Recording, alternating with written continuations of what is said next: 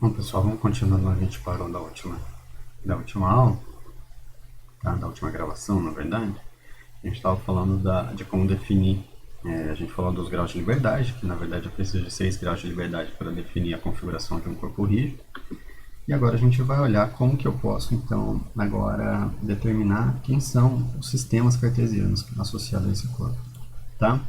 Então, continuando aqui onde a gente estava, né, eu estava definindo para vocês que eu tenho um sistema sigma aqui, e aí esse sistema sigma define a posição de um ponto fixo no corpo rígido. Então eu tenho aqui um sistema no corpo rígido, e aí eu vou ter uma rotação em relação a esse sistema. Então eu posso definir um sistema sigma linha aqui, ó,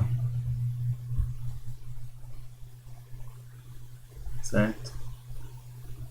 Que me dá a rotação em relação, então, por exemplo, se eu tiver uma rotação aqui de um ângulo θ em relação ao referencial, eu consigo aí escrever esse sistema. Então, a gente vai assumir dois sistemas de coordenadas cartesianos, e cada um desses sistemas de coordenadas cartesianas ele é definido por um grupo de versores, tá?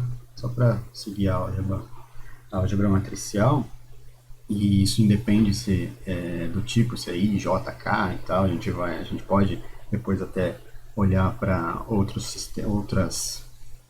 tipos de sistemas de coordenadas. Então eu tenho aí os versores EI para o sistema sem linha, tá? Então o EI pode ser IJK, por exemplo.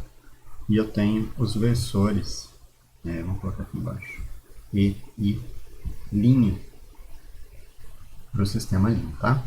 E aí com isso é possível que eu defina um vetor arbitrário G, certo? Então tem um vetor arbitrário aí, G, nesse sistema, que pode ser escrito em relação aos dois sistemas de coordenadas, né?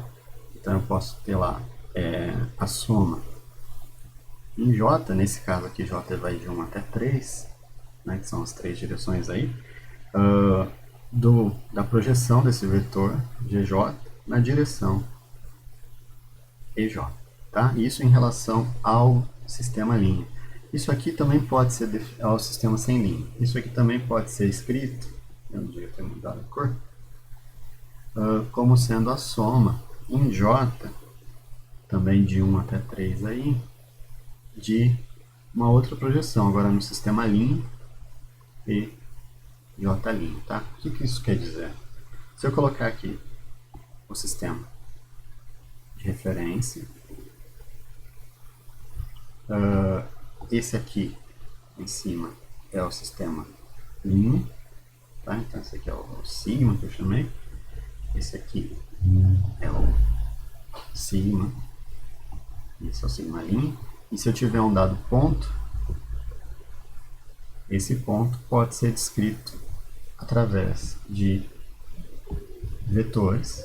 Então, eu tenho esse aqui, que é G, só que em relação ao referencial sigma, e eu tenho esse aqui, que é G, só que agora em relação ao referencial sigma linha, tá? Então, seja, note que eu vou ter as projeções aí, mas todas elas descrevem o mesmo vetor, certo? E aí eu posso relacionar uma coordenada com a outra, tá? Então, por exemplo, vamos olhar aí como é que eu determino as projeções, tá? Isso aqui é álgebra vetorial. Então, se eu tenho esse sistema de coordenadas, uma coisa que a gente tem é o seguinte, que os versores que definem esse sistema, eles são ortogonais entre si. Então, EI escalar EJ tá para o mesmo sistema, por exemplo, aqui o sistema sigma. Isso aqui me dá uma delta de J, certo? O que é isso? Isso aqui vai ser 1 se o I for igual a J, tá? E vai ser 0 se o I for diferente de J. Isso aqui, ó, significa que esses versores são perpendiculares entre si, tá? É isso que quer dizer essa notação. Então, se por exemplo, eu pegar o vetor g e fazer um produto escalar dele com a direção EI, isso aqui vai ser dado como a soma em J de GJ, EJ, escalar EI, tá? Mas a gente viu que se forma um sistema cartesiano aqui, esse produto escalar aqui, ele é uma delta de Dirac, nesse caso uma delta de Dirac, tá? Então, isso aqui vai ser a soma em J de GJ, uma delta de JI. Então, de todas as possíveis J's, o único que é diferente de zero, o valor que está aqui, é quando o J é igual a I. Então, isso aqui, de todos os valores da soma, sobra só quando o J é igual a I. Então, isso aqui me dá GI, tá vendo? Então, a projeção na direção de EI, que é justamente o termo que acompanha o EI aqui na soma, pode ser obtida através do produto escalar do vetor G com essa direção. Tá? Agora, se eu tiver o vetor GI', né, essa projeção do vetor G na direção I', que, mais uma vez, eu posso escrever, a ordem aqui do produto escalar não altera, né? Então isso aqui dá EI, porque isso é um número, tá? EI escalar G, certo? E aí, o que eu preciso fazer é o seguinte, tenho que EI, escalar o G, e aí eu vou escrever o G, deixa eu mudar de cor aqui, escalar o G, só que o G escrito na base dos vetores sem linha, né? Ou seja, do sistema sigma sem linha. Então, a soma em J de G, J e J. Tá? Como essa soma é em J, eu posso trocar a ordem aqui das operações. Isso aqui passa a ser, então, a soma em J de GJ e I' escalar EJ. Tá? Notem que a gente pode ser tentado a falar, beleza, ia botar uma delta aqui, mas na verdade não. Porque notem que não necessariamente o versor I ele é perpendicular ao versor I'. Né? Então, isso aqui a gente vai dar um nome para ele, isso é um número, né, na verdade, tá? Ou seja, isso aqui ó, é a sombra que o J faz na direção, o EJ faz na direção E'1, EI', né? Então isso aqui eu vou chamar, por exemplo, de AIJ. É um número, um coeficiente, certo? Então, esse AIJ é dado por isso aqui. E a gente pode pensar, como são versores, né? É como se eu tivesse assim, eu tenho o versor I, esse aqui é o EI', e eu tenho aí o versor, estou bagunçando as cores, né? Vou fazer diferente. Esse é o EI, e aí eu tenho, por exemplo, um versor EJ',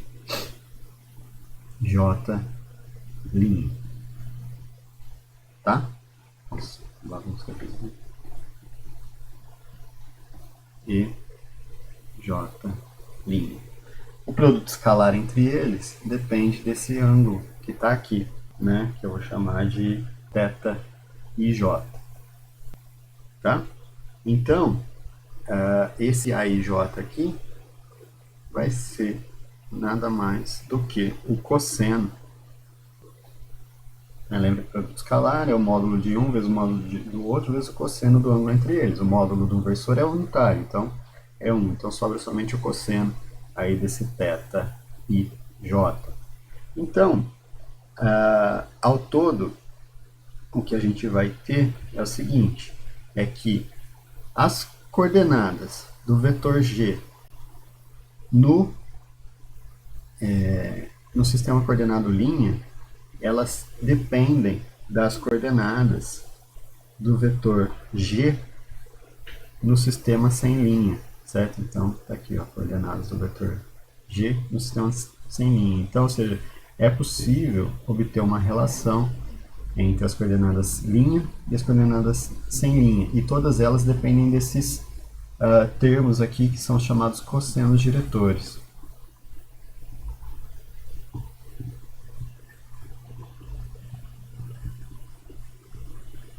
Notem que assim, eu vou ter 3 possíveis i's, 3 possíveis j's. Então, significa que eu tenho 9 cossenos diretores. E aí a gente volta àquela ideia lá do começo de precisar de 9 coordenadas. É que eles não são todos independentes, e aí isso a gente reduz para 6 coordenadas. Então, ou seja, esses cossenos diretores, por mais que eu tenha 9 deles, eles não são todos independentes, tá? Mas eu consigo sim mapear um sistema em outro, certo? Então, para isso a gente faz o que a gente chama de uma transformação linear, porque olha aqui, eu estou escrevendo a coordenada i' do vetor g com uma combinação linear das coordenadas sem linha do vetor g, tá? Então, isso é uma que a gente chama de transformação linear. Então, e o que é interessante é que os coeficientes dessa transformação linear são os cossenos diretores, tá? Então eu tenho uma dessa aqui para cada i. Lembrando que o j vai de 1 a 3 e o i pode ser 1, 2 ou 3, pontos. Certo? Então, ou seja, eu vou ter aí 3 equações desse tipo, beleza? Em que a gente pode trabalhar com o sistema. Isso significa que eu posso escrever esse sistema como um grupo de equações, certo? Da seguinte forma, eu posso pensar assim, o G e o G1, né, fazendo o I igual, ele vai ser A11 G1' mais A12 G2'. Opa, tira essas linhas aqui de cima, né, gente? Estou escrevendo em relação ao sistema sem, tá? Mais A13 G3, certo? E aí eu tenho o G2', isso aqui é A21 G1 mais A22 G2 mais A23 G3. E eu tenho aqui o G3', pode ser escrito como A31 G mais A32 G2 mais A33 G3, certo? E aí, parece claro que eu posso converter esse sistema de equações, né? Então eu tenho aí um sistema de equações numa forma um pouco mais elegante, que é o seguinte, é pensar o seguinte, eu posso escrever o vetor G como sendo uma matriz coluna, né? Onde eu tenho aqui as suas coordenadas, G1, G2 e G3. O vetor G', ou seja, o G na representação do sistema com linha, escrito pelas coordenadas G1', G2' e G3', certo? De tal forma que o G' vai ser igual a uma matriz onde o que eu tenho são os coeficientes A11, A12, A13, A21, A22, A23, A31, A32 e A33 vezes o vetor G, G1, G2, G3, tá? Então olha aqui, se eu fizer o produto de matriz, o primeiro índice desse vetor aqui, que é o G1, vai ser essa linha vezes essa coluna, que é justamente isso que está aqui. Então, em notação matricial, o que eu tenho é que é possível aplicar uma transformação linear, então vou chamar essa matriz aqui, ó, de uma matriz de transformação linear sobre um vetor, certo? Então o que eu estou fazendo é isso. Nota que interessante que agora a gente pode trabalhar com a relação entre os sistemas coordenados através dessa álgebra matricial. A gente vai usar realmente as propriedades dessas matrizes para descrever a dinâmica, né, desses sistemas, certo? E aí, nessa linguagem matricial, o que a gente tem é que a matriz ela é o que a gente chama de um operador. Então, notem que eu estou atuando com a matriz A sobre o vetor sem linha e ela me leva ao sistema com linha. Tá? Então, ou seja, eu estou fazendo realmente uma transformação. Eu posso pensar, por exemplo, nessa matriz como sendo uma matriz de rotação. Tá? Beleza? Mas aí, se a gente olhar o que eu tenho aqui, será que eu preciso realmente de todos esses 9 coeficientes? Lembra que eu falei que eram 9? Os 9 cossenos diretores? E a gente já respondeu isso, que na verdade não. A gente precisa somente 6 desses coeficientes, porque eles são dependentes entre si. Tá? Então, eu preciso de 6 desses caras só para descrever o sistema.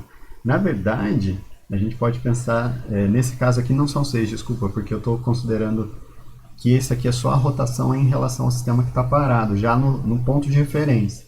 Então eu preciso só de 3, porque os outros 3 que eu estou falando que formam 6 é a definição de onde é o ponto de referência. Tá? Então, ou seja, o que eu estou falando é o seguinte, isso que a gente escreveu aqui, ó, eu tenho o ponto de referência e eu tenho o sistema sem linha, e esse sistema sem linha está associado a um sistema fora do corpo. E aí eu tenho uma rotação em relação a esse sistema sem linha que me dá o sistema com linha, tá? Certo? E aí com isso eu posso definir um vetor R aí em relação aos dois sistemas, certo? E o que é interessante é o seguinte, que a gente pode justamente definir esse vetor R a partir do fato de que o vetor G, eu acho que G e R é o G, tá? Que eu estou colocando, que o módulo de G ele tem que ser constante, porque independente do sistema que eu estou, o tamanho do vetor aqui não muda, tá? Então vamos mudar aqui, G. O tamanho do vetor não muda, independente do sistema de referência que eu estou usando. E o tamanho do sistema do vetor, é o produto escalar dele com ele mesmo, ou seja, o seu módulo. Então eu posso escrever isso aqui como sendo a soma aí em I de GI linha G e linha, certo? Por quê? Porque é o produto escalar. Lembrando que o que eu tenho é que o GI depende dos E linha aqui e que só sobram aqueles que são iguais. Então, ou seja, só sobra os coeficientes que têm o mesmo índice. Isso também pode ser escrito em termos do sistema sem linha. Tá? A soma aqui é em I dos GI vezes GI, certo? Então, é o produto escalar desse vetor com ele mesmo. Agora, eu posso falar o seguinte, olha, mas eu sei escrever o GI' aqui em função das coordenadas do GI. A gente acabou de fazer isso. Aqui, ó. Certo? Ou, de forma analítica, aqui. Tá? Então, se eu voltar para aquela expressão, eu tenho que esse módulo que está aqui, ele vai ser a soma em I de a soma, para não confundir os índices, eu vou mudar, porque os índices aqui não são múltiplos, aí J, GJ, certo? Esse é o primeiro GI que está aqui. E aí eu tenho um outro, que é outra soma, agora eu vou mudar o índice de novo, para não virar bagunça, tá? De A e K, GK. Esse é esse cara que está aqui. Organizando essa soma que está aí, né? Então eu vou ter aí uma soma, a ordem da soma não importa, certo? Então eu vou ter uma soma em J, uma soma em K, uma soma em I de A e J, A e K, de GJ, GK, certo? Beleza, então a gente guarda isso aqui por enquanto. G escalar G.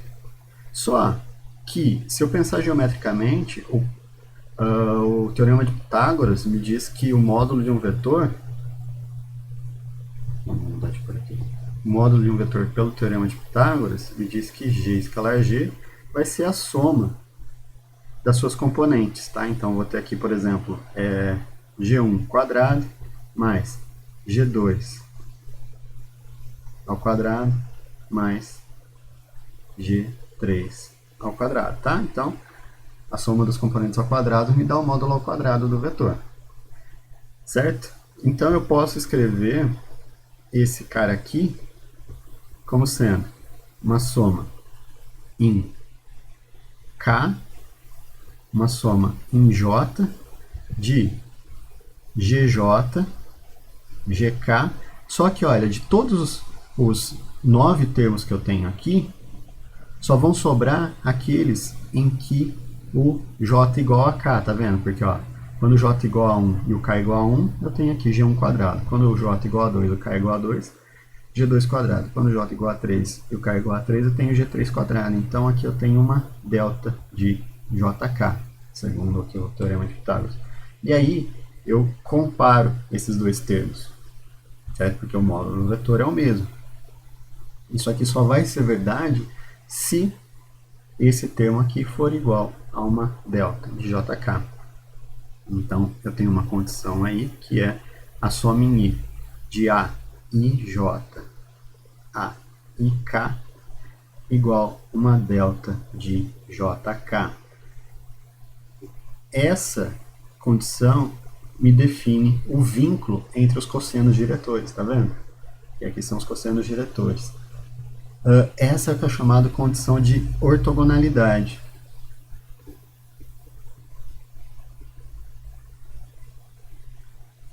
Isso aqui define que os eixos dos sistemas com linha e sem linha, eles são sempre ortogonais entre si. Então tem uma rotação rígida, sem deformar os eixos.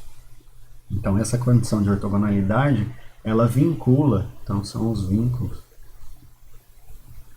dos cossenos diretores, tá?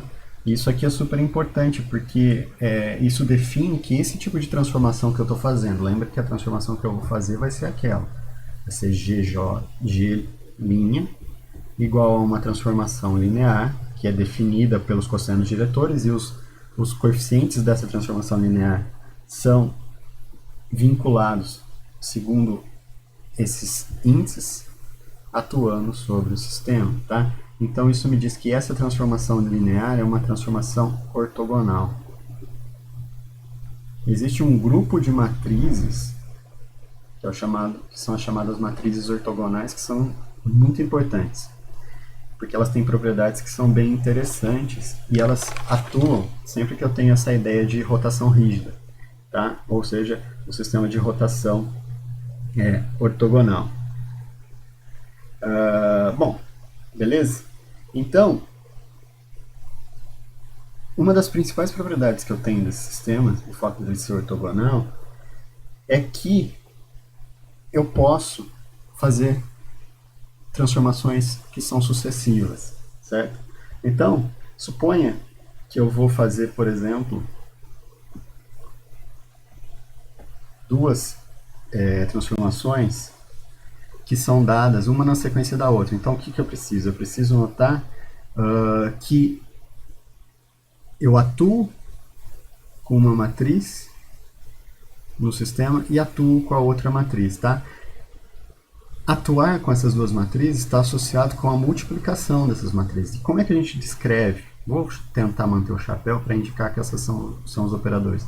Como é que eu descrevo o produto de duas matrizes? Lembrando que o produto depende das coordenadas I e J. Então, a coordenada I e J do produto da matriz, ela vai ser dada por um índice livre aí, K, do coeficiente A e K, BKJ, certo? O que é isso? É primeira linha vezes primeira coluna, segunda linha vezes segunda coluna, tá? É o produto que a gente está acostumado aí, produto de matrizes. Agora vamos supor o seguinte, que o B, desculpa os cachorros, por favor, só um minutinho, para ver se eles param.